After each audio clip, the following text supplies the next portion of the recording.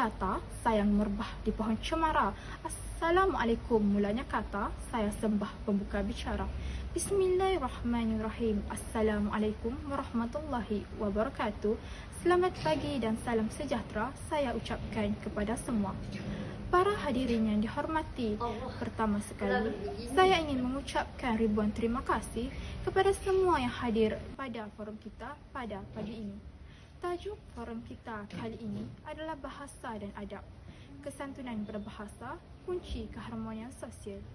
Dalam dunia yang semakin maju dan globalisasi yang semakin pesat, kita perlu lebih peka dengan adab dan bahasa yang kita gunakan dalam komunikasi seharian.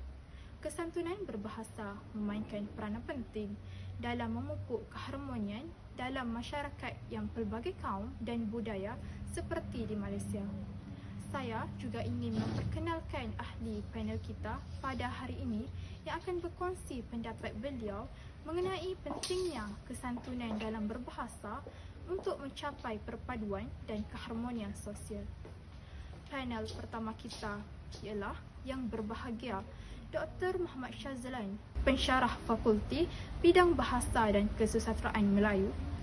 Panel kedua kita ialah yang berbahagia Dr. Muhammad Nazim, seorang ahli psikologi yang akan membincangkan kesan bahasa terhadap hubungan antara individu dalam komuniti. Dan yang terakhir, panel ketiga kita ialah yang dihormati Puan Hajat Fatni, seorang aktivis sosial yang banyak terlibat dalam program-program perpaduan antara kaum. Seterusnya, saya serahkan forum ini kepada moderator kita, Puan Ain Nur Iman, untuk memulakan sesi perbincangan. Dipersilakan, Puan. Terima kasih kepada Puan Alia atas pengenalan yang sangat baik sebentar tadi. Salam sejahtera dan selamat datang saya ucapkan kepada para hadirin yang hadir pada forum kita hari ini.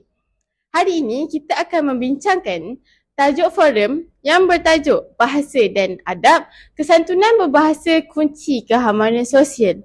Saya selaku moderator kita pada hari ini akan memimpin sesi ini dengan mengemukakan beberapa soalan kepada para panelis kita. Sebelum memulakan perbincangan kita pada hari ini, mari kita berkenalan dengan para panel yang hebat yang hadir pada hari ini.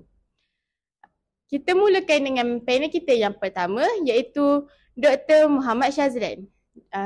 Silakan Doktor, apa khabar Doktor hari ini? Khabar baik. Assalamualaikum warahmatullahi wabarakatuh dan salam sejahtera saya ucapkan kepada pengerusi majlis, terutamanya moderator dan panel-panel yang saya sanjungi lah. Dan semua hadirin hadirat yang hadir pada majlis hari ini. Saya Muhammad Shazlan bin Cik Zulkifli, seorang pensyarah Fakulti Bidang Bahasa dan Kesusasteraan Melayu UMT Kuala Terengganu, dan terima kasih kerana sudi menjemput saya pada majlis hari ini. Okay, terima kasih Dr. Shazlan. Seterusnya kita beralih pula kepada panel kita yang kedua iaitu Dr. Muhammad Nazim Haikal. Silakan Doktor. Terima kasih kepada pemoderator kita pada hari ini.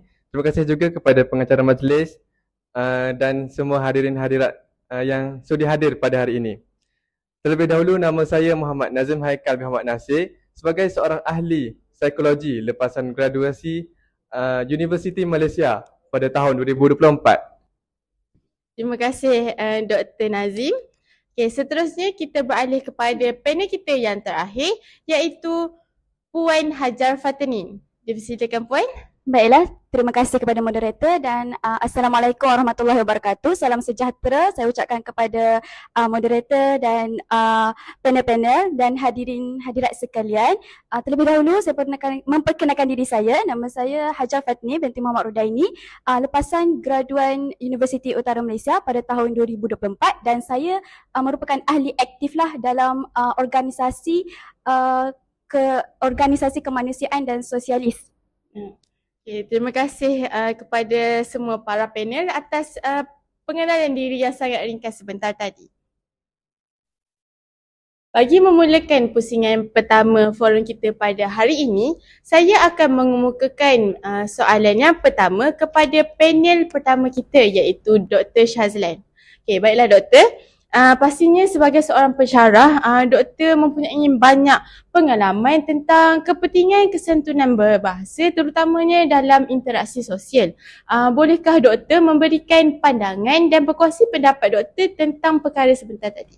Okey, silakan doktor. Terima kasih Puan Ain ya. Terima kasih Puan Ain. Sebelum saya menjawab soalan ini, saya ingin mengucapkan terima kasihlah kerana diberi peluang untuk berbincang mengenai topik ini. Bahasa adalah alat komunikasi yang paling utama dalam masyarakat. Tanpa bahasa, mustahil kita dapat berkomunikasi antara satu sama lain dalam interaksi harian kita lah. Dalam konteks kesantunan berbahasa, ia memainkan peranan yang penting kerana ia melibatkan bukan sahaja sebagaimana cara kita bercakap, tetapi juga gaya bahasa kita dan ekspresi muka kita sendiri. Sebagai contoh, dalam kalangan masyarakat pelbagai kaum di Malaysia, penggunaan bahasa yang sopan dan santun sangatlah digalakkan kerana bagi mengelakkan salah faham dan memperkukuhkan ukhuwah antara kita. Dan seperti bagaimana saudari Ain ujarkan, apakah kepentingan kesantunan berbahasa? Kepentingan kesantunan berbahasa adalah dalam kaum terutamanya kita dapat mengelakkan perselisihan faham lah antara kaum dan masyarakat. Di samping itu misalnya ketika kita bercakap dengan orang lebih tua, kita juga harus mengamalkan kesantunan berbahasa dengan memberi bahasa sapaan yang benar, yang betul, seperti bahasa sapaan, panggilan nama dan sebagainya. Jadi bahasa yang santun, saya dapat simpulkan bahasa yang santun bukan sahaja memudahkan komunikasi, tetapi juga dapat membinakan rasa hormat dan perpaduan antara individu. Itu sahaja. Terima kasih kepada Dr. Shazlan atas pandangan yang sangat mendalam itu. Saya tertarik dengan contoh yang doktor berikan sebentar tadi tentang bagaimana bahasa yang santun ini dapat membantu untuk mengelakkan salah faham dalam masyarakat pelbagai kaum. Jika kita lihat dalam kehidupan seharian, adakah doktor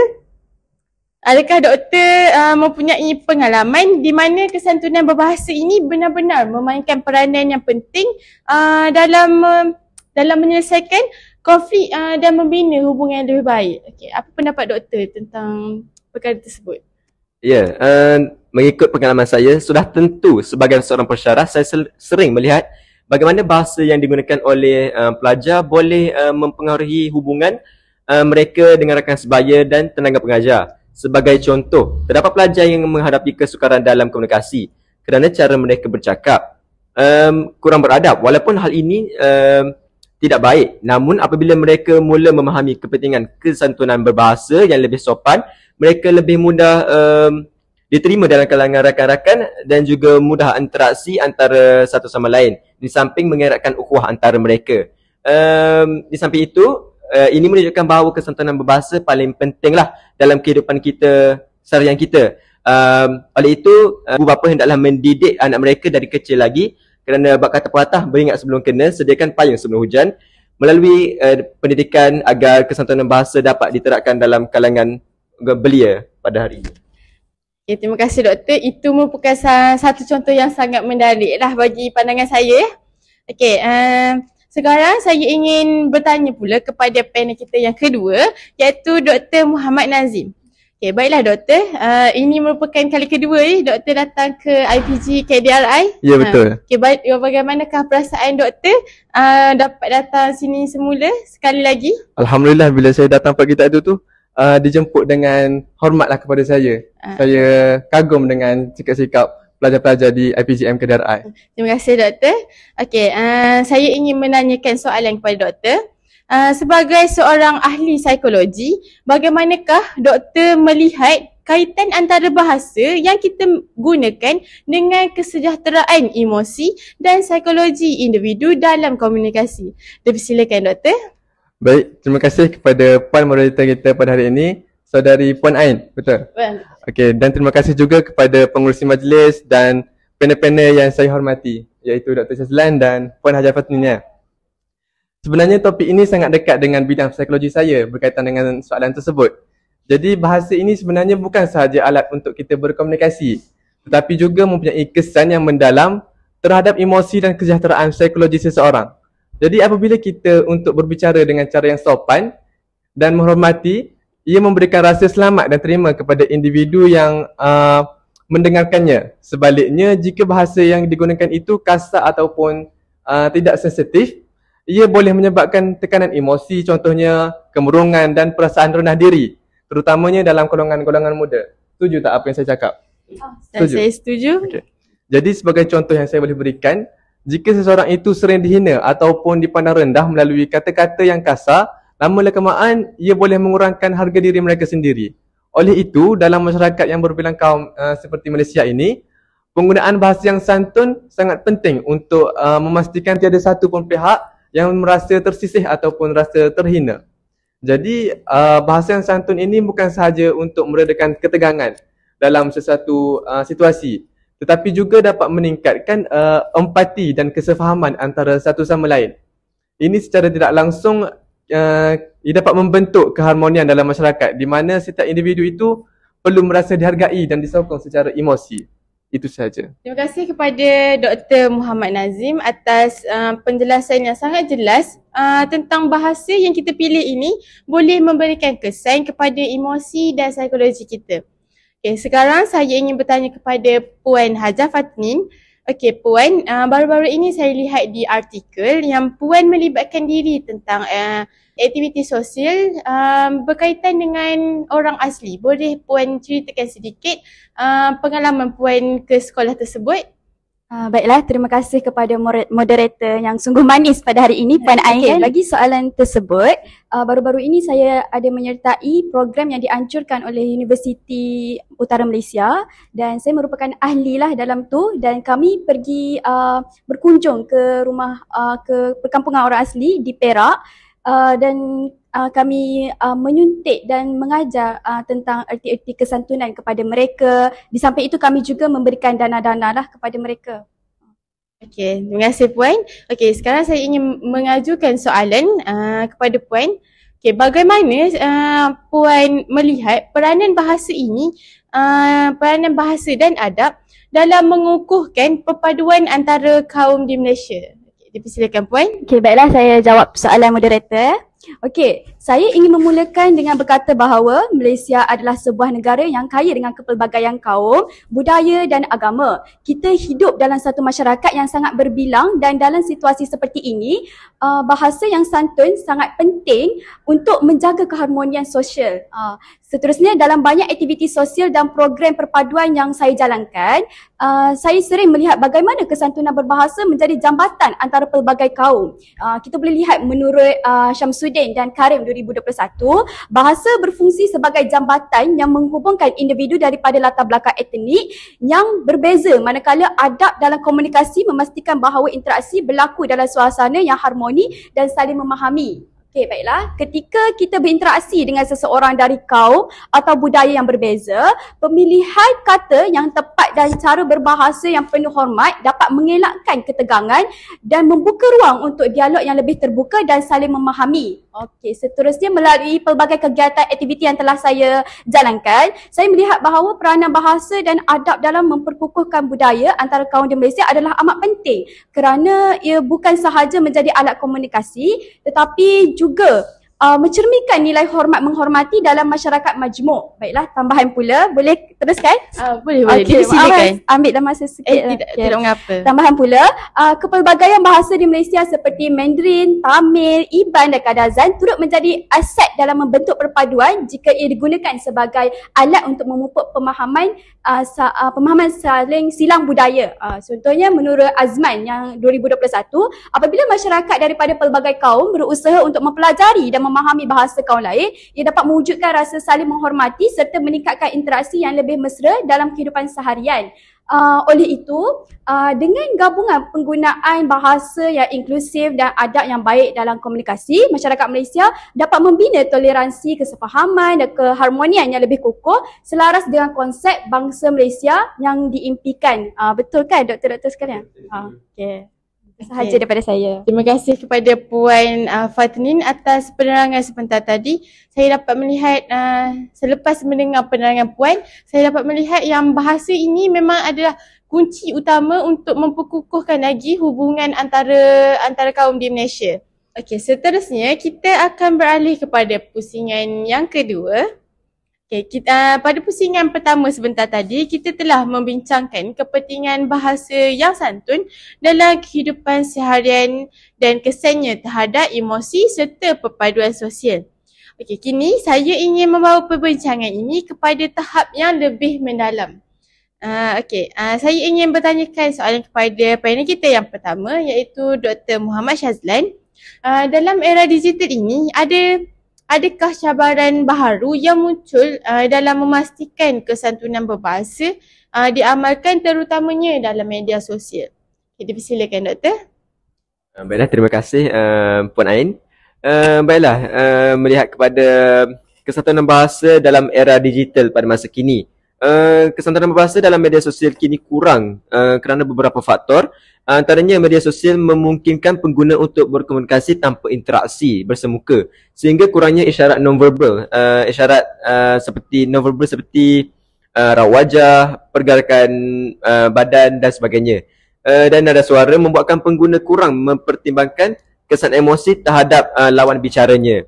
Penggunaan bahasa informal dan selangar juga menjadi hal yang umum terutamanya di kalangan generasi muda kini, yang sering menggunakan perkataan yang kurang sopan tanpa memikirkan kesan kepada pembaca. Hal ini mencerminkan penurunan nilai kesantunan bahasa dalam komunikasi digital, menyebabkan banyak pengguna tidak memahami dampak negatif dari penggunaan media sosial yang buruk ini. Selain itu, penggunaan media sosial, kesantunan berbahasa dalam media sosial kini kurang kerana pada abad ke-21 ini, kebanyakan ibu bapa memberikan dan mendedahkan anak mereka kepada media sosial dengan lebih awal. Kita dapat melihat kanak-kanak berumur 7-8 tahun telah mendapat telefon bibinya yang sendiri. Betul kan? Betul, saya zaman setuju. sekarang. Ini menyebabkan mereka terdedah kepada budaya negatif sejak awal lagi dan mempraktikkannya dalam kehidupan sehariannya. Oleh itu, menggunakan bahasa tidak sopan dan sebagainya.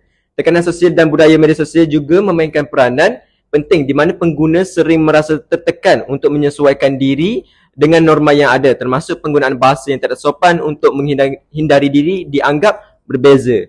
Kerana trend terkini dapat dilihat penggunaan bahasa tidak formal dan penggunaan bahasa kasar serta penggunaan kata-kata kasar menunjukkan individu terlihat lebih hebat daripada individu lain, terutamanya di platform media sosial lah. Selain akhirnya, kurangnya tindakan tegas dari platform media sosial ini juga menjadi salah satu punca berleluasanya ketidaksantunan berbahasa dalam media sosial. Kerana dengan tindakan platform media sosial untuk mengawal dan menghukum penggunaan individu yang tidak mengamalkan kesantunan berbahasa yang tidak sopan juga menjadi faktor yang memperburuk keadaan. Oleh itu, perlu ada usaha bersama dari masyarakat, dari juga pelbagai pihak agar bersatu teguh, bercerai kita roboh,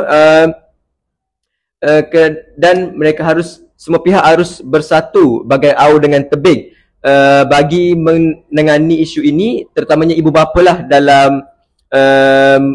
dalam mencatur aktiviti harian anak mereka, kerana persis orang tua mengatakan, bagaimana acuan, begitulah kuihnya. Okay, ini merupakan satu isu yang menarik untuk dibahaskan. Dan saya ada persoalan untuk berikan kepada Doktor. Bolehkah kami sebagai para hadirin juga tahu aplikasi media sosial yang mana paling banyak menggunakan paling banyak yang tidak menggunakan kesantunan berbahasa, terutamanya dalam mengkritik orang. Okay, boleh Doktor berikan salah satu contoh? Boleh. Soalan tadi, aplikasi yang manakah yang mempunyai paling banyak ketidaksantunan berbahasa? Betul. Menurut University of Oxford, kajian yang dilakukan pada 2021, kita dapat melihat antara aplikasi yang kurang kesantunan berbahasa dan banyak dipamerkan di media sosial adalah aplikasi Instagram dan Twitter, ataupun juga dikenali sebagai X. Hal ini dikatakan demikian kerana aplikasi seperti yang saya terterakan tadi tidak mempunyai guidelines, tidak mempunyai peraturan di mana perkataan itu dihapuskan, disensor lah kalau menggunakan perumpamaan British dan menyebabkan kanak-kanak dapat melihat dan menjadi terikut-ikut untuk mengamalkan menggunakan perkataan yang kesat yang digunakan dan dipamerkan di media sosial. Okey, terima kasih kepada Dr. Shazlan. Seterusnya kita beralih pula kepada panel kita yang kedua, Dr. Nazim. Okey Doktor, saya tertarik lagi dengan psikologi individu ini. Jadi soalan saya, apakah kesan psikologi kepada individu yang sering terdedah kepada bahasa yang kurang sopan di media sosial? Dipersilakan Doktor. Baik, terima kasih kepada moderator kita. Jadi persoalan yang dinyatakan sebentar tadi, saya boleh katakan bahawa individu yang sering menerima kata-kata negatif ini sebenarnya berisiko untuk mengalami tekanan emosi, kecemasan serta rasa rendah diri, di mana mereka ini boleh memberi kesan buruk terhadap kesejahteraan, mental dan keyakinan diri mereka. Oleh itu, adalah amat penting bagi kita sendiri untuk membudayakan penggunaan bahasa yang lebih positif dan menyokong dalam setiap interaksi digital, agar perkara ini dapat mewujudkan persekitaran yang lebih harmoni, saling hormati dan mendorong perkembangan emosi yang sihat dalam kalangan masyarakat. Dengan mengamalkan komunikasi yang lebih membina, kita bukan sahaja dapat mengelakkan kesan yang negatif terhadap individu lain, tapi juga kita dapat membantu mewujudkan suasana dalam talian yang lebih mesra, selamat dan menyenangkan untuk semua. Itu sahaja. Terima kasih kepada doktor. Kita dapat dilihat di sini penggunaan bahasa itu memang amat penting lah. Ya, seperti kita lihat di luar negara banyak ramai orang yang membunuh diri akibat daripada dikritik di media sosial. Kecaman daripada orang. Betul. Seterusnya kita beralih kepada panel kita yang terakhir, iaitu Puan Fathanin. Okay Puan, bagaimanakah kita boleh mendidik masyarakat tentang pentingnya kesantunan dalam komunikasi digital? Dipersilakan. Okay, baiklah, terima kasih Puan Moderator atas soalan tersebut. Baiklah, kita sedia maklum bahawa mendidik masyarakat tentang pentingnya kesantunan dalam komunikasi digital ialah satu usaha yang memerlukan banyak pendekatan. Antaranya kita dapat lihat melalui usaha dalam bidang pendidikan dan peranan pihak berkuasa. Contohnya, menurut Ahmad 2020, dalam era digital yang berkembang pesat, komunikasi dalam talian menjadi sebahagian besar daripada kehidupan harian dan penggunaan bahasa yang tidak beradab boleh membawa kepada konflik serta penyebaran ketidakharmonian dalam masyarakat. Oleh itu, pendidikan formal harus memainkan peranan penting dalam menerapkan nilai-nilai kesantunan digital sejak usia muda. Misalnya, mata pelajaran berkaitan teknologi maklumat dan komunikasi boleh menyelitkan modul khas yang menekankan kepentingan etika dalam penggunaan media sosial dan komunikasi atas talian. Contohnya, menurut Rahman dan Siti 2021, pelajar perlu diberi pendedahan mengenai implikasi tingkah laku negatif seperti buli cyber, penyebaran maklumat palsu serta penghinaan dalam talian yang boleh memberi kesan buruk kepada individu lain. Dan keseluruhan masyarakat lah. Bukan itu sahaja. Apakah saya lebih masa sikit? Boleh, dipersilakan. Bukan itu sahaja, pihak berkuasa dan pembuat dasar juga perlu memainkan peranan dalam memastikan kesantunan digital dipraktikkan dengan menguatkuasakan undang-undang negara serta peraturan yang mengawal setiap tingkah laku dalam talian. Itu menurut Suruhanjaya Komunikasi dan Multimedia Malaysia 2021, Akta Komunikasi dan Multimedia Malaysia 1998 sebagai contoh memperuntukkan tindakan undang-undang terhadap mereka yang menggunakan media digital untuk menyebarkan fitnah atau maklumat palsu yang boleh menggugat keharmonian masyarakat. Secara keseluruhannya lah, mendidik masyarakat mengenai kepentingan kesantunan dalam komunikasi digital memerlukan usaha bersepadu daripada pelbagai pihak. Dengan adanya pendidikan yang mantap dan penguatkuasaan undang-undang yang tegas, masyarakat akan lebih sedar tentang kepentingan menjaga kesantunan dalam interaksi digital. Usaha ini bukan sahaja dapat mengurangkan isu seperti buli cyber dan penyebaran kebencian, tetapi juga membantu membentuk persekitaran digital yang lebih positif, saling menghormati dan harmoni untuk semua masyarakat. Terima kasih kepada Puan Fathanin atas penjelasan yang sungguh mendalam sebentar tadi. Dengan selesainya penerangan daripada Puan Fathanin sebentar tadi, maka berakhirlah sesi forum kita pada hari ini. Terima kasih saya ucapkan kepada para panel kerana sudi menghadiri untuk berkongsi ilmu dan pendapat mengenai bahasa dan adab kesantunan berbahasa merupakan kunci keamanan sosial. Okay, seterusnya saya serahkan semula kepada pengacara majlis kita, Puan Arda. Hadirin sekalian, dengan berakhirnya perbincangan itu tadi, maka berakhirlah forum kita pada pagi ini. Inilah yang dikatakan ibarat menanam sudah dituai, ibarat musafir sudah sampai. Umpama berlayar telah sampai ke pelabuhan, umpama berjalan telah sampai ke destinasi. Terima kasih kepada para panelis atas perkongsian yang sangat mendalam dan bermakna sebentar tadi. Sesungguhnya, forum kita pada hari ini telah membuka minda kita tentang betapa pentingnya kesantunan berbahasa dalam memupuk keharmonian sosial di dalam masyarakat kita yang berbilang kaum ini. Sebagai penutup, marilah kita semua sama-sama berusaha untuk sentiasa menggunakan bahasa yang baik dengan penuh adab. Bukan hanya untuk mencipta komunikasi yang lancar, tetapi juga untuk mewujudkan suasana yang lebih harmoni dan penuh rasa hormat antara satu sama lain. Kita semua adalah sebahagian daripada ummah ini dan bahasa adalah alat yang boleh menyatukan kita dalam semangat perpaduan. Sekian, terima kasih atas perhatian dan penyertaan semua pada forum kita pada pagi ini. Waalaikumsalam warahmatullahi wabarakatuh. Sekian sahaja hadirin. Assalamualaikum warahmatullahi wabarakatuh. Sehingga bersua lagi.